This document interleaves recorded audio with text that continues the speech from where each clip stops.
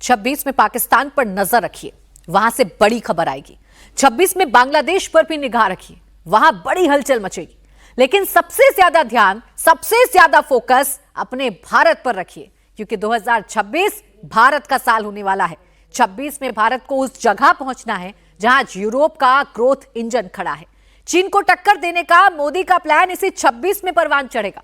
5 राज्यों में चुनाव होने वाले हैं।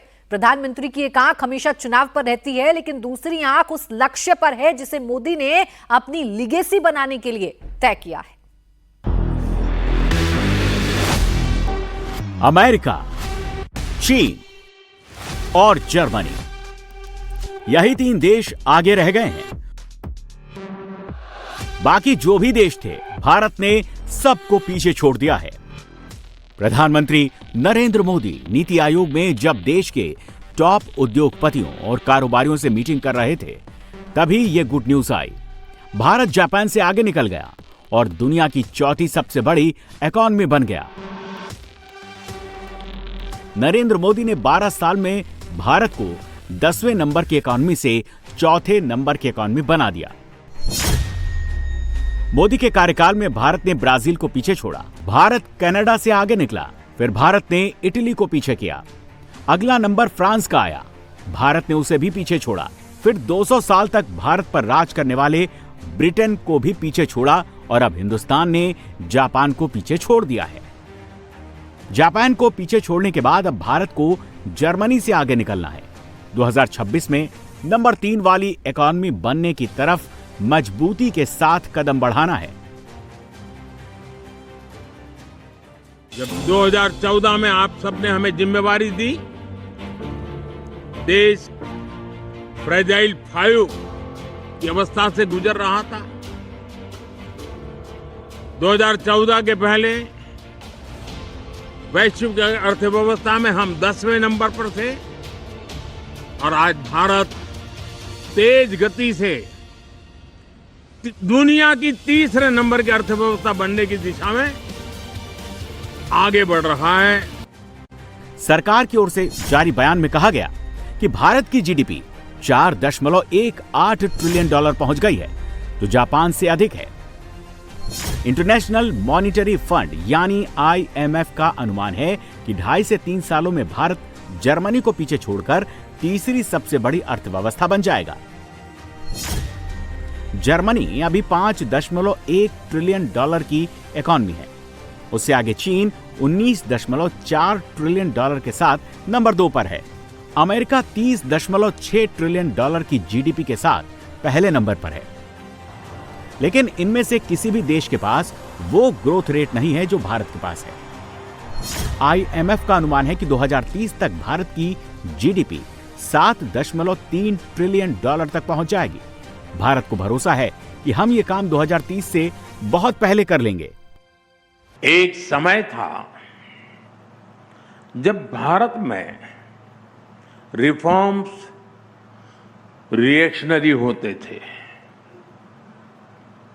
यानी बड़े निर्णयों के पीछे या तो कोई राजनीतिक स्वार्थ होता था या फिर किसी क्राइसिस को मैनेज करना होता था। लेकिन आज नेशनल गोल्स को देखते हुए रिफॉर्म्स होते हैं, टारगेट तय है। आप देखिए, देश के हर सेक्टर में कुछ न कुछ बेहतर हो रहा है। नंबर 3 की इकॉनमी बनना भारत के लिए बस एक पड़ाव है। नंबर 3 मंजिल नहीं है। भारत की मंजिल विकसित भारत बनना है। नरेंद्र मोदी ने भारत को विकसित भारत बनाने के लिए 2047 तक का लक्ष्य निर्धारित किया है। 2026 में उसी लक्ष्य की तरफ बढ़ना है। 2025 का साल भारत के लिए कोई नॉर्मल साल नहीं रहा। इस साल भारत में दुनिया का सबसे बड़ा मेला लगा। संगम के तट पर ऐसा जुटान हुआ कि दुनिया दंग रह गई। इसी साल भारत ने 4 दिन का एक युद्ध लड़ा, जिसमें पाकिस्तान घुटनों पर आ गया। ऑपरेशन सिंदूर में भारत ने पाकिस्तान के 300 किलोमीटर अंदर घुसकर उसे मारा। आतंक के विरुद्ध भारत की लक्ष्मण रेखा अब एकदम स्पष्ट है। अब फिर कोई टेरर अटैक हुआ तो भारत जवाब देगा, पक्का जवाब देगा। ऑपरेशन सिंदूर के बाद भारत ने दुनिया भर के सभी प्रमुख देशों में डिप्लोमेटिक आउटरीच की, जिसमें सत्ता पक्ष के ही नहीं विपक्ष के भी सांसद भेजे। 2025 में ही नरेंद्र मोदी ने देश के सामने सुदर्शन चक्र का मॉडल रखा।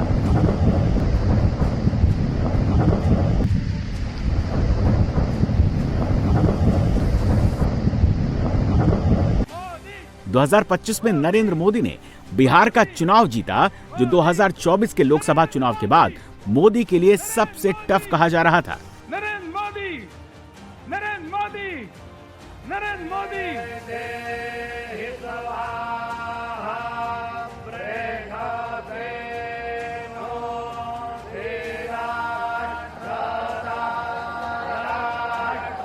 2025 में ही मोदी ने अयोध्या के श्री राम मंदिर के शिखर पर सनातन का ध्वज फहराया। केसरिया ध्वज फहराने के बाद मोदी ने मंदिर निर्माण पूरा होने का ऐलान किया।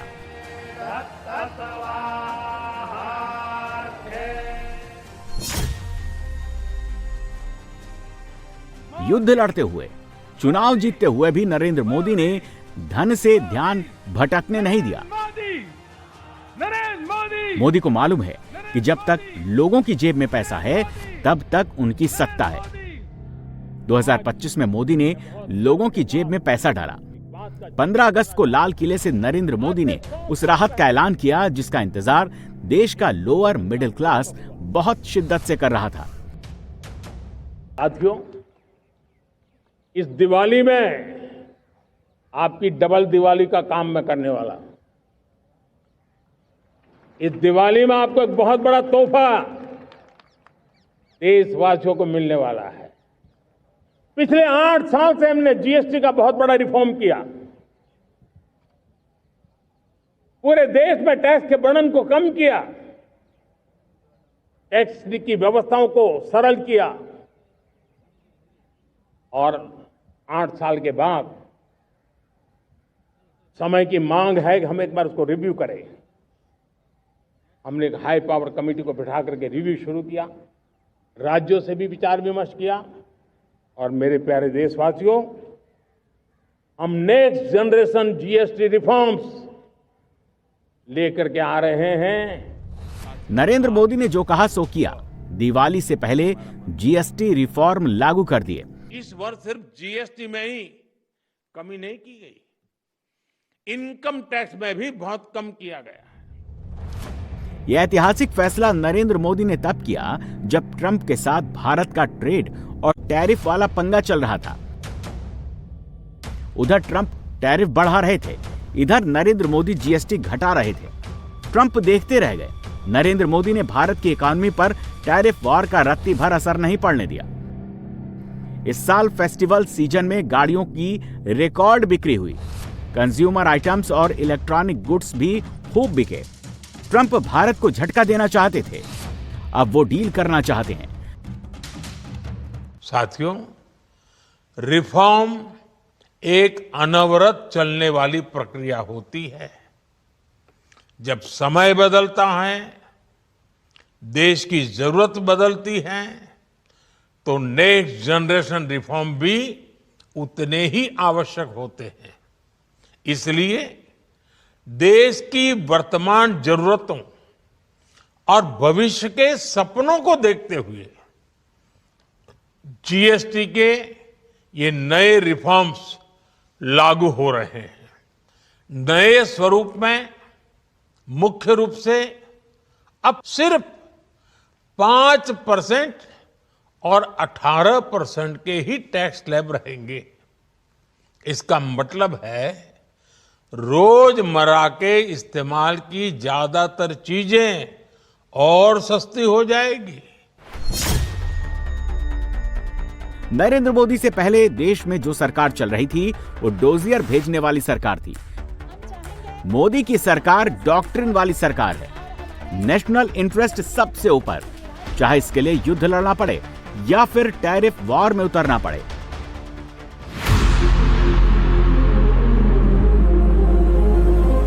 हमारी सेना का नुकसान करने की की थी तैयारी, हमने उनसे सीने पे चढ़ के दिखा दिया कि हमारे वीरों की कैसी है तैयारी। वाह वाह।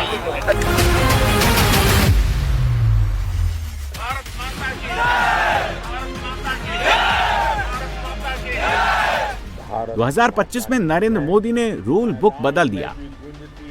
पहलगाम टेररिस्ट अटैक के बाद नरेंद्र मोदी ने ऑपरेशन सिंदूर करके दुनिया को यह बता दिया कि भारत अब न्यूक्लियर ब्लैकमेलिंग में नहीं झुकेगा।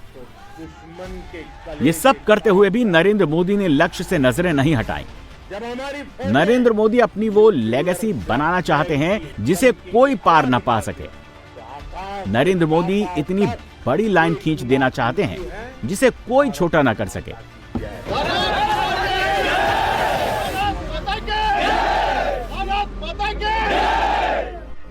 मोदी ने इसके लिए इकॉनमी को चुना।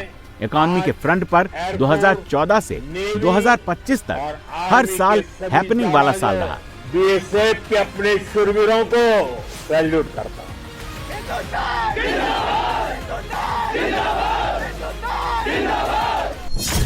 2014 में जनधन, 2015 में पीएम आवास योजना, 2016 में उज्ज्वला, 2017 में जीएसटी, 2018 में आयुष्मान भारत, 2019 में 370 और किसान सम्मान, 2020 में आत्मनिर्भर भारत, 2021 में गतिशक्ति, 2022 में अग्निपथ, 2023 में विश्वकर्मा योजना, 2024 में राम मंदिर और 2025 में इनकम टैक्स और जीएसटी रिफॉर्म।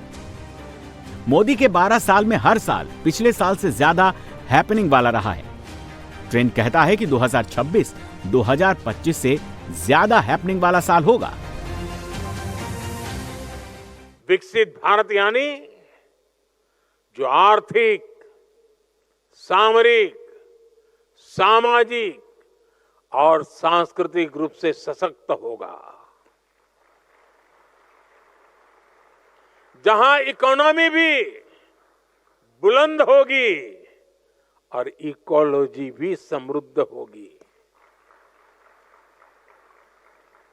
जहां अच्छी पढ़ाई, अच्छी कमाई के ज्यादा से ज्यादा अवसर होंगे, जहां दुनिया की सबसे बड़ी युवा स्किल्ड मैन पावर होगी, जहां युवाओं के पास अपने सपने पूरा करने के लिए खुला आसमान होगा। लेकिन साथियों, क्या हम सिर्फ बोलने से ही विकसित हो जाएंगे? क्या लगता है? वरना शुरू कर देंगे घर जाके माला, विकसित भारत, विकसित भारत, विकसित भारत है।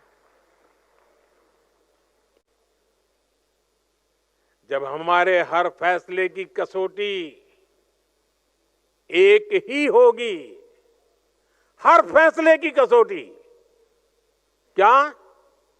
विकसित भारत। जब हमारे हर कदम की दिशा एक ही होगी, क्या? क्या? जब हमारी नीति की भावना एक ही होगी, क्या? तो दुनिया की कोई भी शक्ति हमें विकसित होने से नहीं रोक पाएगी।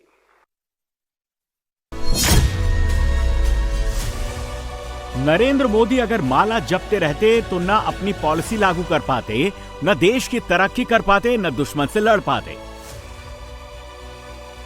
मोदी अगर सत्ता में नहीं होते तो राम मंदिर नहीं बनवा पाते। मोदी अगर सत्ता में नहीं होते तो आर्टिकल 370 को हाथ भी नहीं लगा पाते। मोदी अगर सत्ता में नहीं होते तो पाकिस्तान को धूल नहीं चटा पाते। मोदी अगर सत्ता में नहीं होते तो विकसित भारत का सपना भी नहीं देख पाते। मोदी सत्ता में हैं, इसलिए सब कर पा रहे हैं। सत्ता में रहने के लिए जरूरी है कि मोदी चुनाव जीतते रहें। चुनाव जीतने से नेता का इकबाल बढ़ता है, चुनाव हार जाने से नेता का इकबाल घटता है